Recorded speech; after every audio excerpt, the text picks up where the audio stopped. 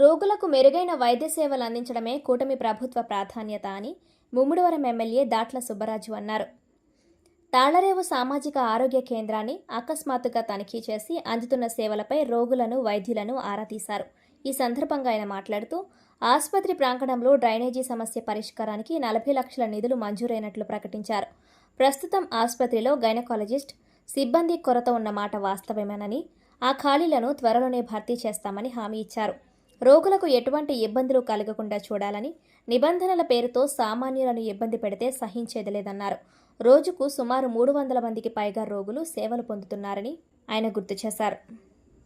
అక్కడ నుంచి మనకి మేజర్గా ఒక గైనకాలజిస్టు, మరి ఎనస్థీషియా గత 3 నెలల నుంచి లేకపోవడం వల్ల కొన్ని ఇబ్బందులు ఉన్నాయని చెప్పి ప్రజల ఒక ఆవేదన నాకు తెలియడంతో దాని స్పెషల్ విజిట్గా వెళ్ళడం జరిగింది. కమిటీ సభ్యుల్ని, డాక్టర్ని కూడా కూర్చోబెట్టి మాట్లాడి మళ్ళీ ఇక్కడి నుంచి అటువంటి బయట ఎక్కడ వినపడకూడదు, మీరు అందరూ కోఆర్డినేట్ చేసుకుని మరి హాస్పిటల్లో వచ్చిన పేషెంట్లందరికీ కూడా మెరుగైన వైద్యం అందించాలని చెప్పి ఆదేశాలు జారీ చేశాం.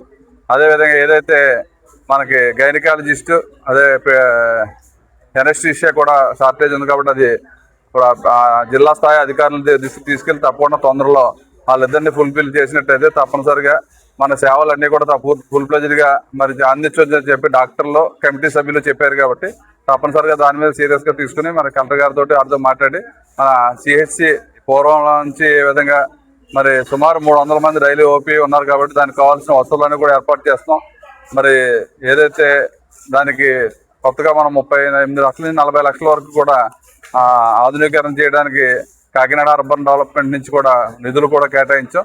తొందరలో సిహెచ్సి ఎక్కడ లోపల ఎక్కడ మట్టి లేకుండా అంతా కూడా కాంక్రీట్ వేసి వచ్చిన వర్షం పడినప్పుడు వాటర్ కూడా మునిగిపోవడం వల్ల డ్రైనేజ్ వ్యవస్థ కూడా కావాలి, అది కూడా మెరుగుపరచడానికి దానికి సుమారు 40 లక్షల నిధులు కూడా కేటాయించాం. కాబట్టి తప్పనిసరిగా మెరుగైన వైద్య సేవలు అందించాలనే ఉద్దేశంతో ఈ కూటమి ప్రభుత్వం పనిచేస్తుంది. మరి వైద్యులు ఇక్కడ వచ్చిన వాళ్ళందరికీ కూడా మా కమిటీ సభ్యులందరూ, డాక్టర్లు అందరూ కూడా కోఆర్డినేట్ చేసుకోమని చెప్పాం. కాబట్టి ఇక్కడ నుంచి ఎక్కడ లేకుండా మంచి వైద్యం అందించడానికి అహర్నిశలు కృషి చేస్తాము.